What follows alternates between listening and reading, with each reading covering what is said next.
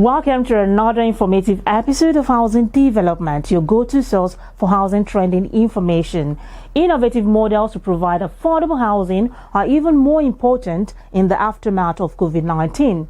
Line up for today, we shall analyze the prospect for delivery of affordable housing post-COVID-19, even as housing stakeholders and professionals during a webinar also offer their insight on sustainable and pandemic-resilient urban planning.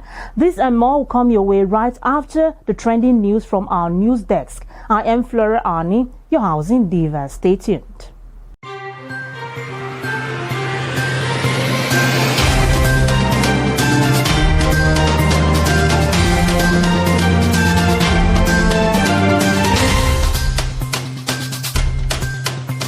Organizers of Africa's largest housing and construction event, Abuja International Housing Show, AIHS, have spoken on the numerous benefits of being a part of the virtual conference and exhibition. Confirmed reports suggest that the preparations are on top gear for the virtual event set to hold between 21st to 24th of July 2020, as the show still retains the interesting elements that makes it the biggest housing stakeholders event on the continent. The show's convener, Barrister Festus Adebayo, stated that there are lots of opportunities available to exhibitors and participants through a virtual platform such as AIHS 2020, adding that the show is open to the general public to benefit from, as it offers opportunities for sales, promotion, networking, and connecting with leading brands all over the world. Meanwhile, the group managing director of Copen Group, Surveyor Ugochukwu Chime, says housing stakeholders should work towards preferring housing solutions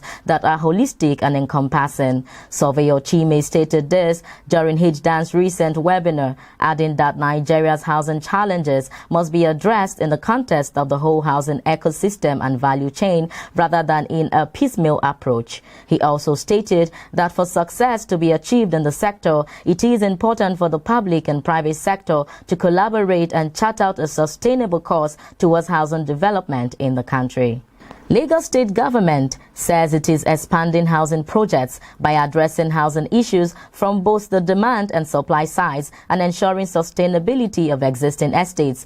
The state made this known in a recent report on Towards a Greater Lagos, which quoted the Lagos Governor Babajide Sanwo-Olu saying that 4 major housing projects were ready for commissioning in the state. According to the state, providing adequate housing has always been a challenge in the state in view of rapid urbanization, which has led to tremendous increase in population despite having the smallest landmass, and government had introduced the rent-to-own and rental housing policies aimed at making housing more affordable and accessible to the citizenry. Similarly, the Lagos State Government has reiterated its commitment towards regulating the real estate sector in the state. Special advisor to the Lagos State Governor on Housing, Toke Benson Awoyinka, made this known during a recent one-on-one virtual interview with HDAN's director, Barrister Festus Adebayo. According to her, the state recently mandated the registration of practitioners in the real estate business, including house agents, in bid to bring an end to the spate of property scam and other criminal activities that have become rampant in the state's real estate sector, adding that the state government cannot allow such to continue.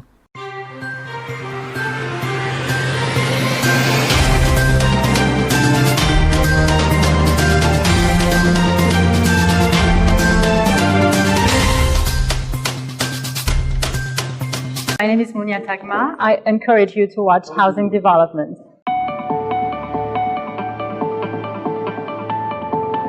Visit Housing TV Africa on YouTube and click on the subscribe button. Subscribe to Housing TV Africa to stay updated on latest happenings in Nigeria's housing sector.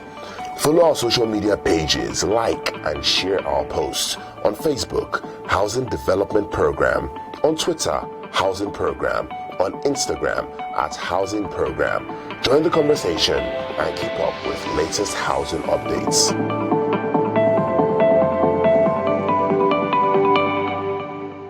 Welcome back. For more housing news stories, visit www.africanhousingnews.com. Against the backdrop of government recent target of 300,000 houses annually. A former Honorable Commissioner for Fiscal Planning, Lagos State, Town Planner Toyin Ainde, through a webinar, outlines what government must consider if it's to develop 300,000 housing units per annum. Take a listen.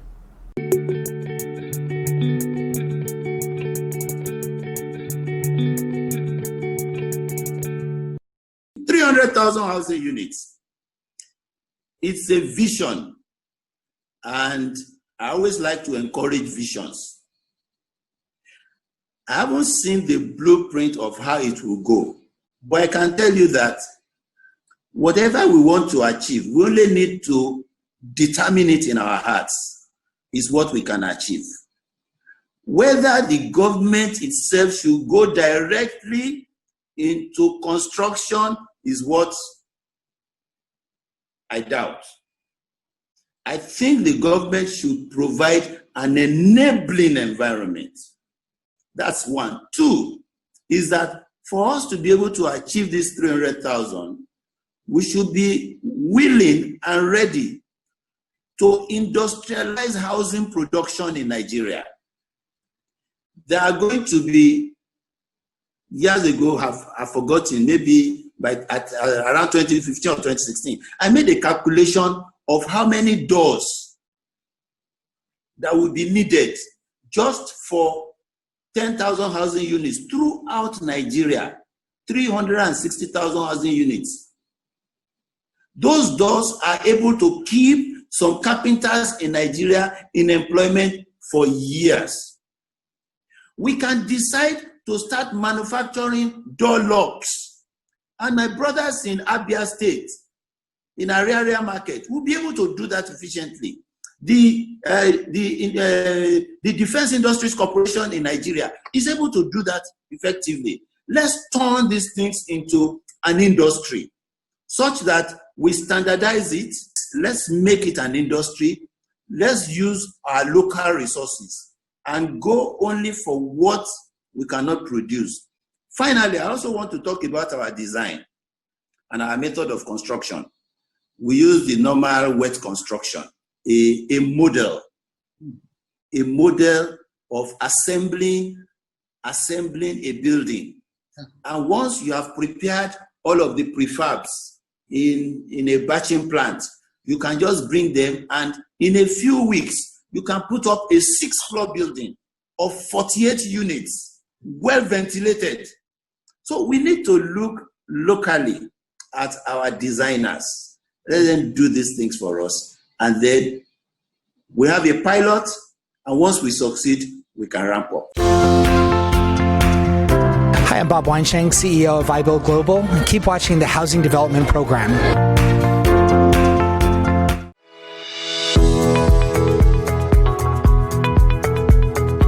Housing Development Advocacy Network, we are the leading events and webinar platform in African real estate, a platform to connect with stakeholders in the housing industry across the globe.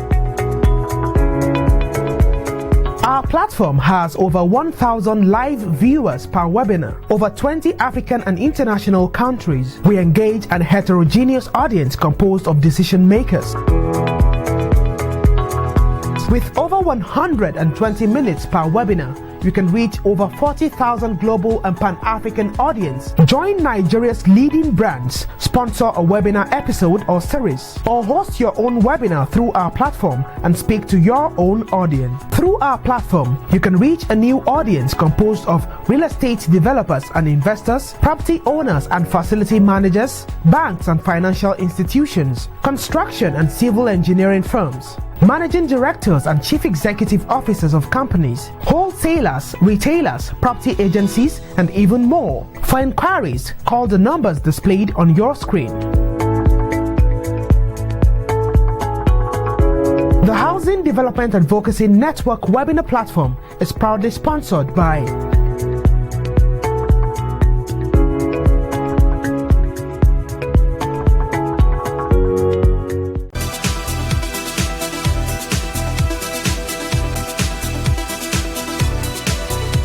How we plan our cities determine to a large extent how resilient they are to pandemic. In the course of the webinar meeting, the Director of FCT Development Control Department, Town Planner Mukhtar Galadima, spoke of the new lessons COVID-19 pandemic has taught those in charge of city and urban development. Have a look.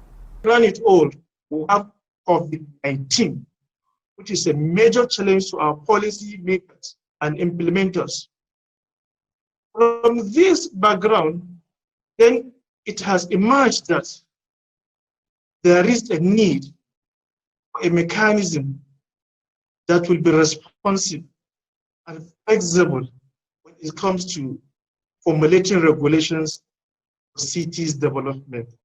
Whatever we are doing as city planners and administrators, we need to be open, we need to be more inclusive, and we have to accommodate the principles of participatory approach as regards to city planning and administration. It's mandatory that we are not going to grant you certificate of habitation until number of trees are planted within that property. 3, we are in collaboration with Department of Parks and Recreation to ensure that for every single tree that is felled, we must have 3 numbers to replace 1. Because looking at the climate change globally, there is need for trees to help us sustain the environment and protect the environment. We have seen flooding in Lokogoma. We have seen buildings on water lines. We have seen buildings on proposed road corridor. One thing about the Abuja Master Plan, in as much as it is flexible, it has never given room for compromises as regards the issue of corridors for infrastructure, facilities, and services.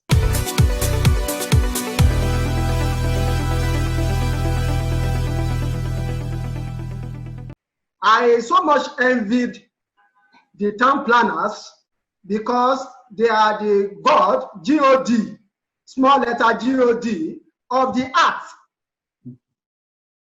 It is the town planners that design that this is a place that people should reside. They design the community, they design the rural area, they design the towns, satellite towns, the peri-urban, they design it. And people follow strictly what they have designed. The entire world is thrown into pandemic mood, running helter-skelter. But I believe we've taken care, based on the advice and suggestion of the town planners, who would have been in a better position if they plan a community to have primary health center, to have schools, to have good energy, to have a fantastic waste management system, and we have enforced that the regulations is carried out. We would have been better for it. Government, before making any blanket comments, should consider the town planner. The mouse house we are saying, where should we have it?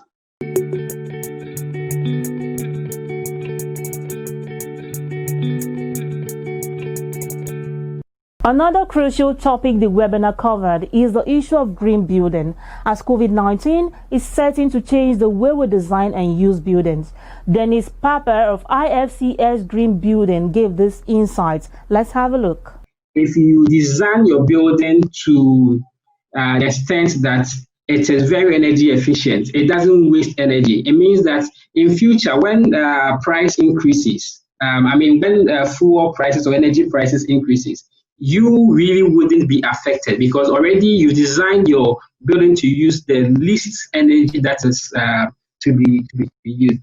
And also what we've also seen is that when it comes to planning, once your building is green and you have that green building certification, it prevents your building from becoming obsolete. For instance, in the next 5 years or the next 10 years, there may be some changes in the building regulations of a particular city, which would mean that some old buildings would need to be retrofitted. to be able to meet that particular standard. That's the new building regulation is requiring. But if your building already is green, what it means is no matter the changes in the regulation that comes, it is going to be at par with it.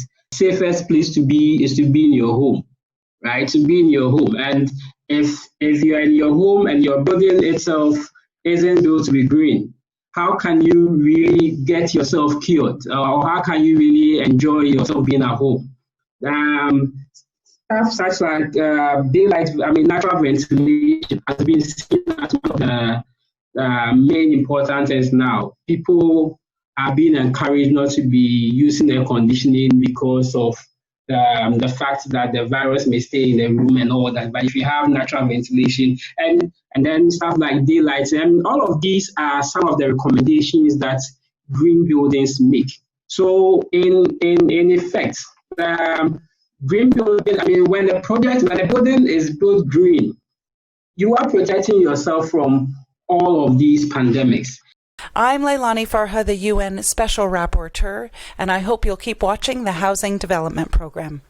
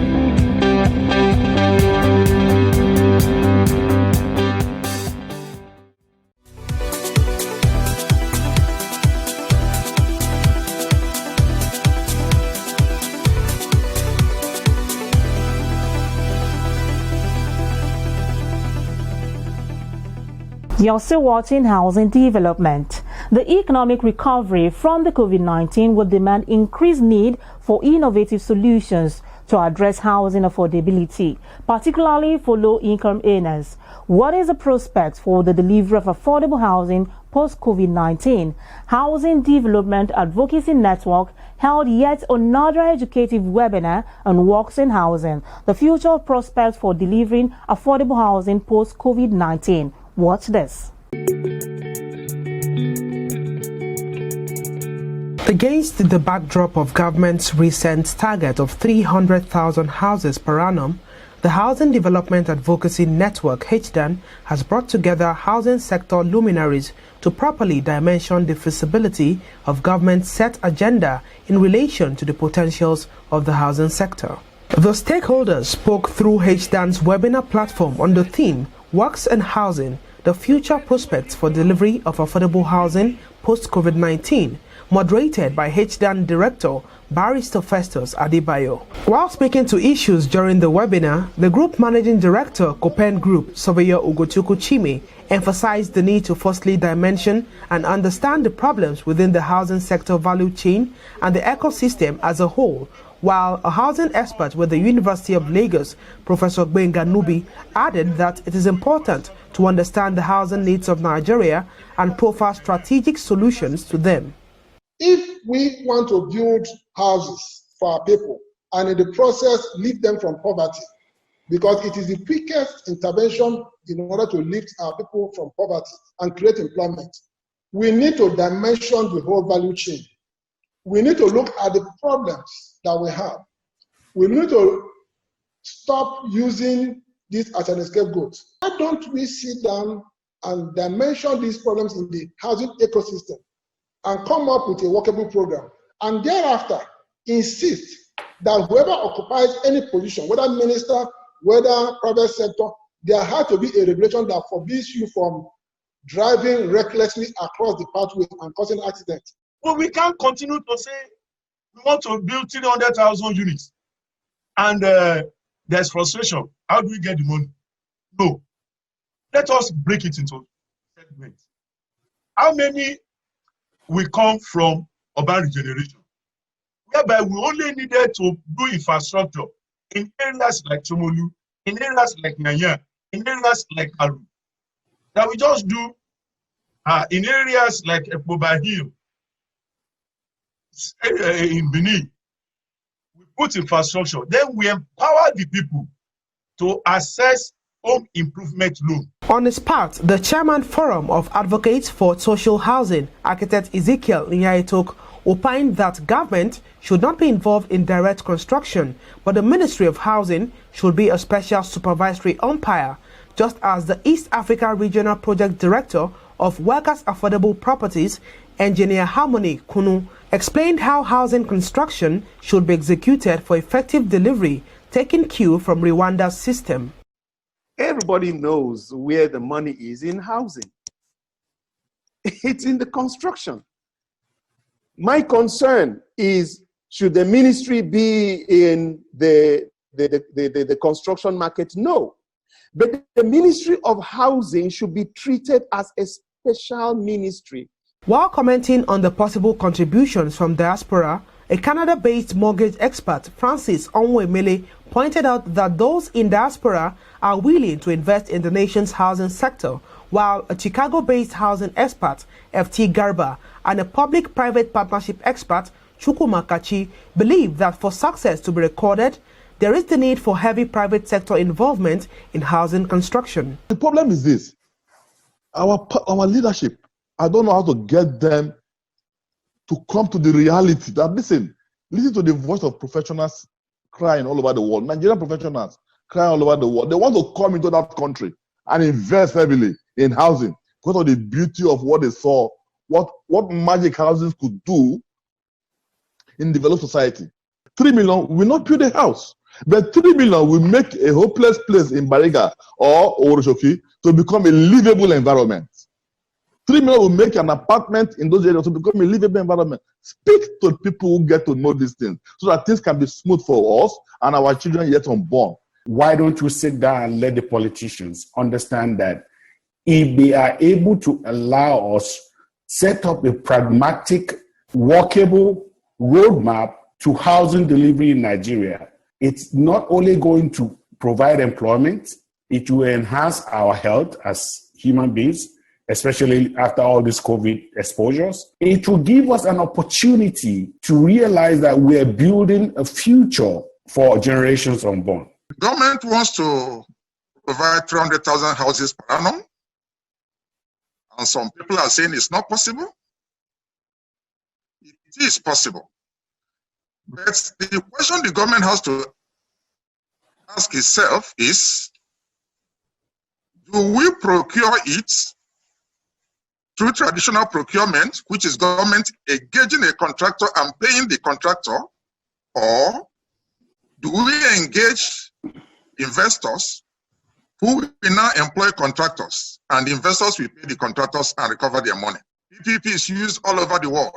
The experts believe that with government and private sector working in synergy through public-private partnership, there would be room for transfer of ideas and innovations, as the private sector is believed to have more practical experience in industry activities world over. And this, they say, could be leveraged upon in actualizing government's targeted housing units per annum.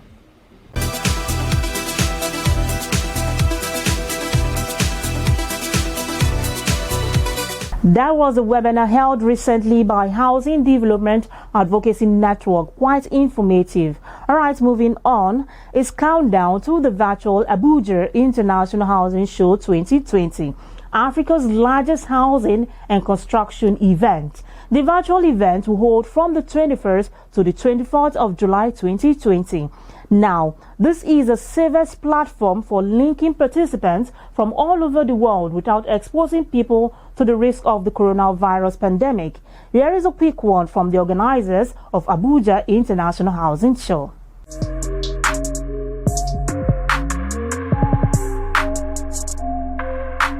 Hello there. Africa's largest housing and construction festival, the Abuja International Housing Show, has gone virtual.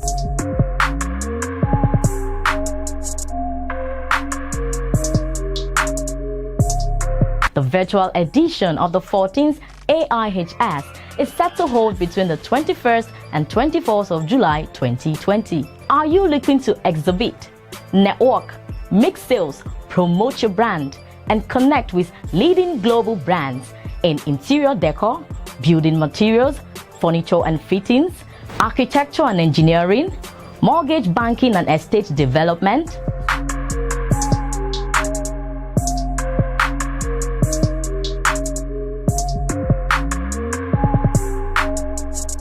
Register now at www.ihsabuja.com or call 0816-657-0090. Don't miss this opportunity.